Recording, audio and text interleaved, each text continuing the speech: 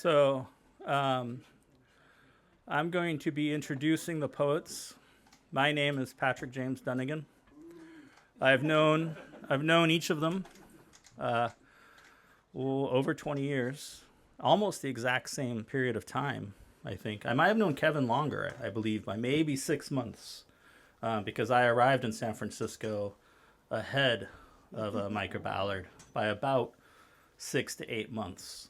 So I've lived in the city slightly longer, and no discussion about that.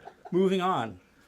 First of all, thanks to Bird and Beckett Books, and definitely to Eric and Nick Whittington for not only running this great store for as long as they have, but also for publishing Kevin's most recent book, which is Dharma Pharmacy and Surf Shop. And they've also published a chapbook of Micah's, which is right here. And the other book that we're celebrating is Micah's Busy Secret. And now I'll read a few short words about each of these fine poet gentlemen. When Micah Ballard first met and fell in love with San Francisco and took rooms in the city for his own, he didn't have sufficient ready money to buy any furniture or jewels. All he could do was be happy. So he borrowed money from me. And from that moment on, San Francisco has shaped our lives.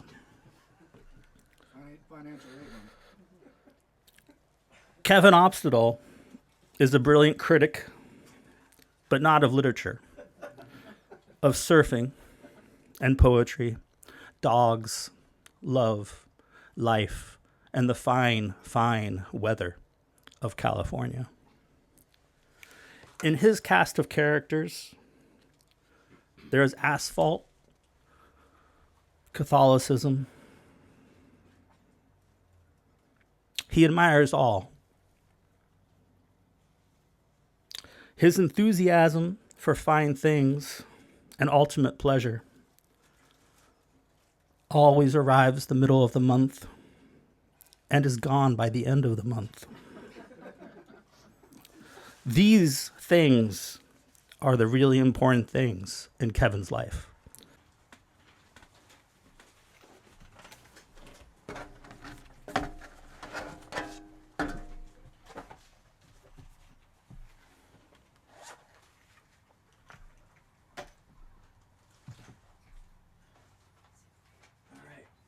Got my cheaters on. I'm ready to go. Thank you, Nick. Thank you, Eric. Especially Nick for doing this.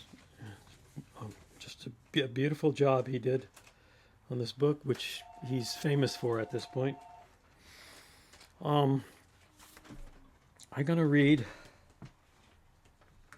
to start off, I'm going to read the last poem in the book, which is the title poem.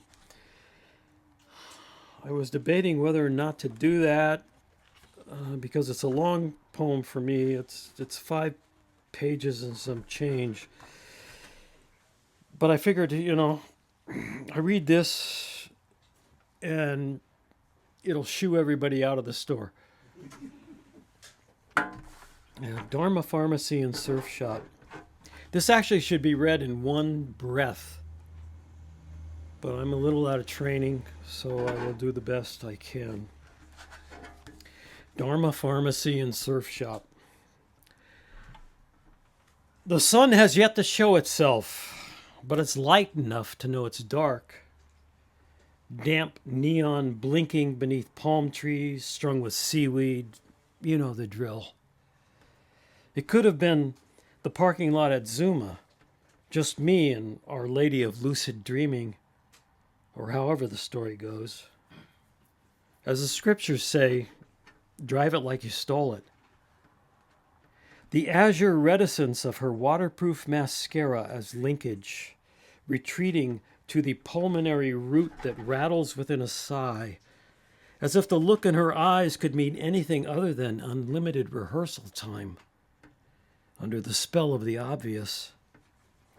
Gravity versus gravitas, like the detour sign she hung on the wall above the bed, something which should have a certain metaphoric appeal to anyone who has an extended playlist.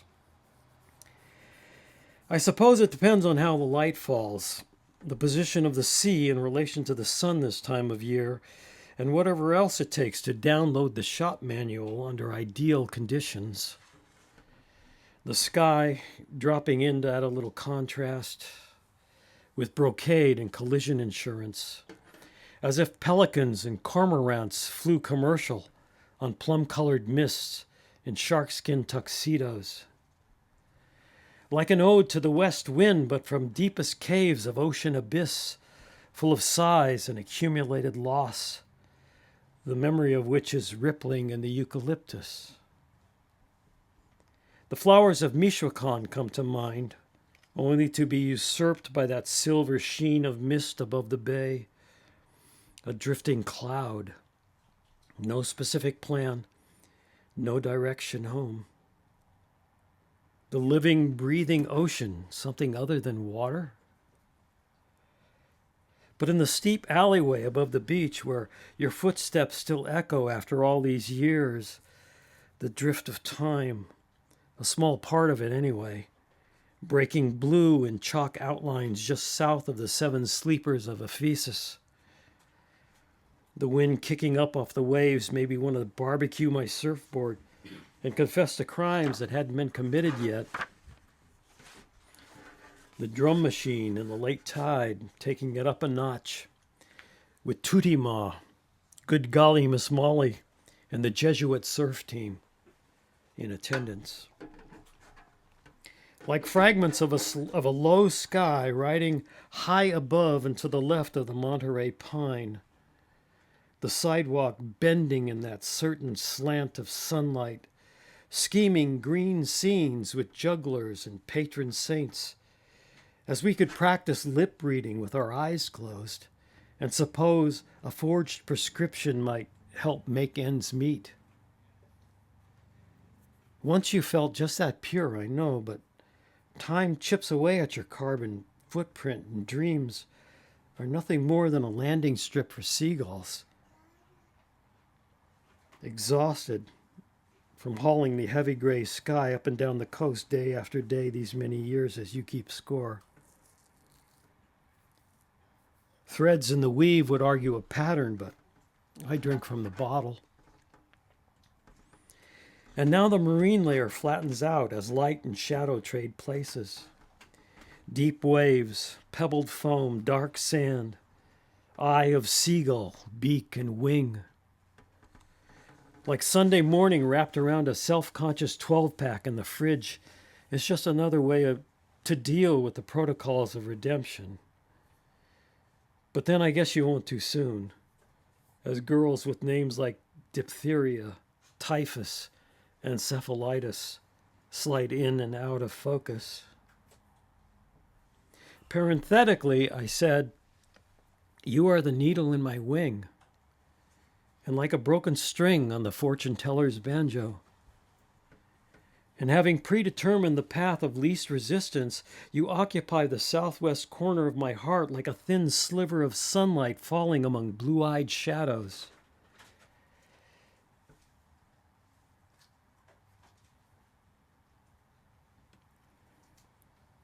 She said she'd be my broken mirror, her candy-colored lips assigned to a mysterious smile. What wasn't said took a little more time than that. 2, 4, 6, 8 and a quarter, like pushing a dump truck through quicksand. Tempus edax rerum, Ovid.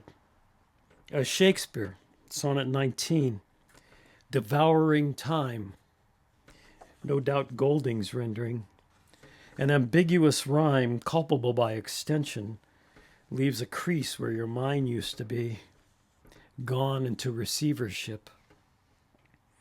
Ovid in exile. Had to get his beauty sleep in the garden of perpetual Stoke.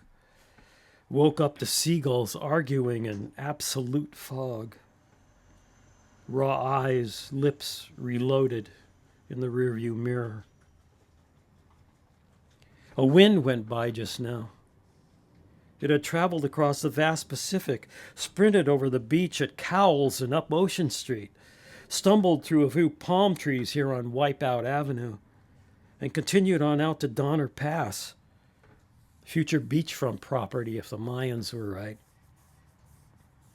The tide, as it breaks, drawn toward that silver, renders the ocean a ring of steel. Reference the Odyssey, Book 11, a manual of surfing. It's just a short walk to the beach, but we crossed several time zones along the way. Cuernavaca, Marrakesh, tales from the Vienna woods. Slipping past the sobriety checkpoint, as often as not. Knocking down auguries of innocence in rusty tide pool sessions. A high-pressure bridge building above the offshore breeze. The weatherman says, heat wave. Martha and the Vandellas. In Santa Cruz, the early morning ocean fog keeps the temp in check for the most part. The other part swims in night sweats, finding love in the rushes, as aforesaid by Circe in the law of averages.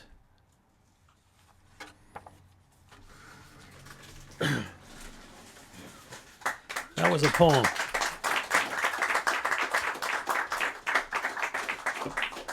I love drinking a beer during a reading. It reminds me, the very first real poetry reading I went to was with to see Charles Bukowski, and this was him.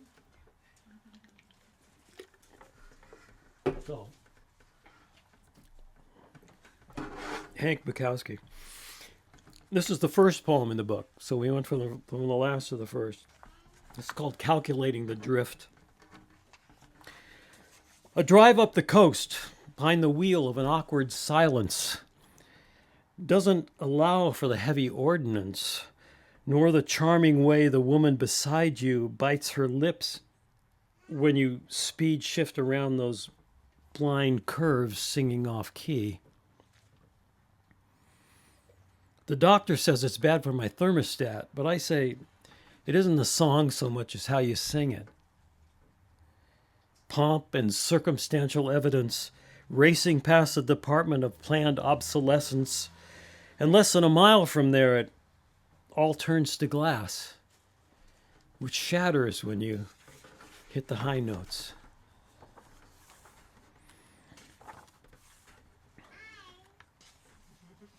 All right.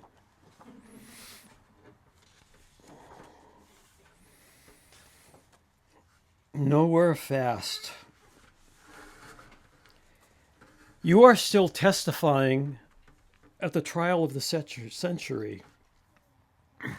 One hand on the Manchurian surf almanac, the other describing an arabesque. And so the sky tips back into the redolent haze, a powder blue upholstered barcalounger. I tune into a concerto for cypress tree and fence wire, a virtuoso of the plastic saxophone, diminished chords, steel drums. A mandolin could be mistaken for a cement culvert. This day is beginning to look like Oscar Wilde in a bunny suit. A looped and windowed raggedness prevails. I'm reading a book about the Opium Wars. And out on the sidewalk, I can feel the concrete beneath my sneakers as I watch my shadow skipping to keep in step. The sky and the streets, like me, slanting down into the sea.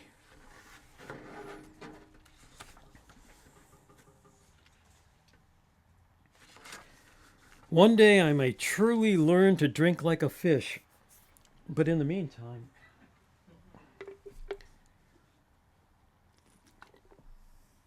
the light is, as expected, blue. surf and surface, beneath which I imagine vast machines and turbines roar, attended to by Aztec mechanics, as only they can who skip to the edge of mythology and back, with feathered headgear and tire-tread huaraches. And back in the car, we downshift through the Four Noble Truths on our way to Stinson or the Midnight Taqueria, Pollo del Mar, off Highway 1. Only sighs stood between us then, as you ordered the nachos and asked for chopsticks. A pale blue-green silver, eye of albacore sky, leaning against your mind, like a bulldozer, leaning against a feather of mist.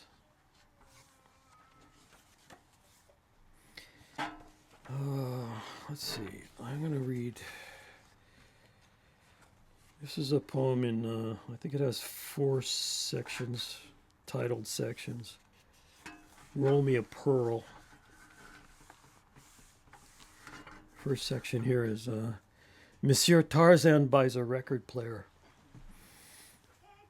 The fog rolls in right on time, and it's enough to make you kick up the high beams on your Manson lamps, burning a hole through all that damp nothing. Why not? Just hangs there, like a seagull, swimming unexpectedly into this poem, applying the weight of a single feather to the tone arm, as the Flying Burrito Brothers reinvent Dharma transmission as a 3-speed with a Hurst shifter. Skip trace. I said everything I know I learned at the movies, but I didn't mean it that way. When the late show ends, the detour takes us through Pismo Beach by way of Kathmandu. Dense fog laden with salt spray and methyl mercury. Voices in the eucalyptus. The slightest breeze starts a new conversation. But words are only a part of what's being said. The bitter angels of our nature. The forest primeval. The florist of evil. Baudelaire. Bela Lugosi in Island of Lost Souls. Morphine, like swimming. Manzanita, seaweed, fuchsia. Nasturtiums clinging to beach pavement, not as it is, but as it really was, back in reality, susceptible to mood swings and mile-long shadows. She said, I'd hate to say I told you so. And then she did. Roll me a pearl. I was paddling through the shallows, waiting for the tide, and you were cascading vertically on the beach, as did St. John of the Cross before he rusted out. The single fin aesthetic notwithstanding. Tilted mist, imaginary whispers, blue, green, and dark. The rush of foam across the sand, an immersive program. Tiny bubbles. I drew a blank shaped like the great coral reef. It didn't quite remind me of you, or the money to be made installing stained glass windows in the shore break. Such passion is like a delicate flower with bruised knuckles, like an octopus tap dancing in a tide pool, like a Spanglish translation of Catullus parked outside the fantasy camp. Something no one will ever remember or forgive. I wanted to mention that this book has been published by FMSBW, the same ones who published Micah's book, and primarily because of Micah's floating this idea past them. My book on Bolinas, which a project I'd started in 1985, so 39 years later, it's finally in print. It's been online for 16 years due to Joanne Kiger intervening with Michael Wolf to have him put it on his online Big Bridge. But I don't have my author's copies yet, so I can't hand any out or give any to you, but I wanted to mention that. And also because it's a great segue into the fact that I brought up a lot of, or a handful of broadsides tonight. These small little broadsides that I brought. And that gives me the opportunity to read this one that's called At Bolinas. It has nothing to do with this book. And it has to do with my own experiences in Bolinas. At Bolinas. Beach eucalyptus rattling its silver blades, understood by the bending mirrors of the tide in a dyslexic translation from Latin to neon. California spelled with a K as in catatonic. And I'm rolling downhill backwards, reciting the 23rd Psalm, the cantilever section. But in the grip of madrigals and torch ballads, if only to say, shake the hand that shook the hand of Charlie Manson and the Wu-Tang Clan. Expecting waves to descend from the sky, not to abbreviate surfboards, but the float switch approaching 0 hour when no one's looking. And having mastered the art of walking Spanish, I was uniquely qualified to spill a Bloody Mary on your itsy-bitsy teeny-weeny yellow polka dot kimono, leaving a stain shaped exactly like my life. I'll read a couple more of these and then we can say good night or good afternoon. I'll have a Negro Modelo and bring the octopus a White Russian. The way that story ended is how this one begins. Another missed shot falling short of the paradox, with a little R&R between nosebleeds, that we might learn to distinguish the murmur of eucalyptus leaves from the blue lemon sky in a Ziploc bag. The ocean-colored ocean and a heavy slab of sunlight. Loaves and fishes, stems and seeds. Snap decisions broken in half by a misjudged floater on the wrong side of the jetty. I never planned on being here this long. Never read the small print. Never heard the warning bell at lights out echoing long before it struck. How often like a thief, sleepwalking from Tehuantepec to Kubla Khan, loaded to the springs. All right, we can sign off with this one. The Spanish Prisoner. Heavy breathing and tattoo redundancy occupy my narrow attention, as it were the day of the locust between sips of swamp water and the poems of Hart Crane. When a guy walks in with a duck under his arm, for medicinal purposes only, like a trick you can do with an ordinary deck of cards, but dreaming it backwards, the Book of Waves, an annotated list of painkillers, Ecclesiastes, a.k.a. the Guns of Navarone, and the winter sky, scarred like the underside of a skateboard. I mean, you could. And tumble through smoke rings, sampling the verisimilitude burned into the lucid pavement that still manages to rise up and catch every step you take. Thank you so much.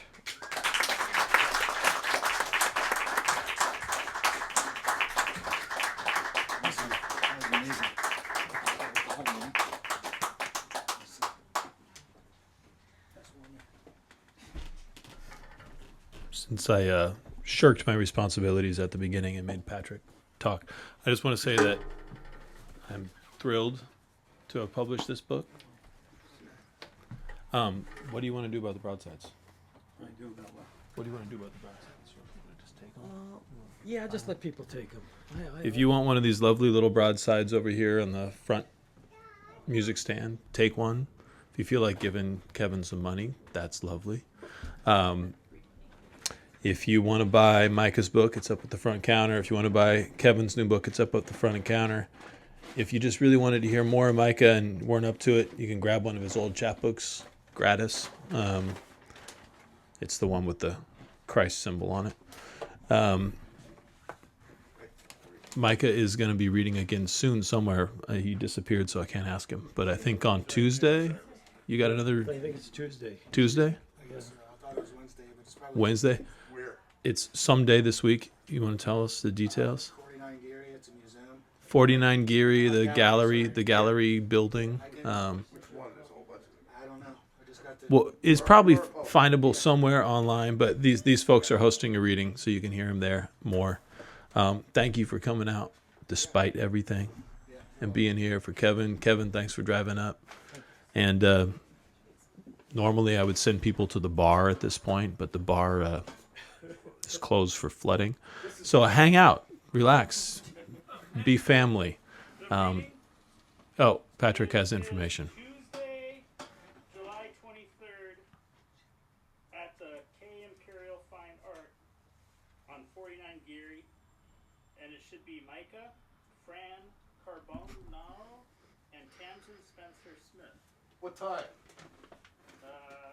5 to 6:30. Thanks. And There it's you go. a celebration of Felix McNay's solo show. Okay. And he's a painter. Tuesday. Okay. Okay. And Micah and Silent had a wonderful portrait by him for a number of years in their house. And I can attest that the work's interesting. It's figurist, but it's kind of abstract figurist. It's funky. Yeah, but you'd be going for the poetry, so, Yeah, but it is do it. Thank you, everybody. Socialize.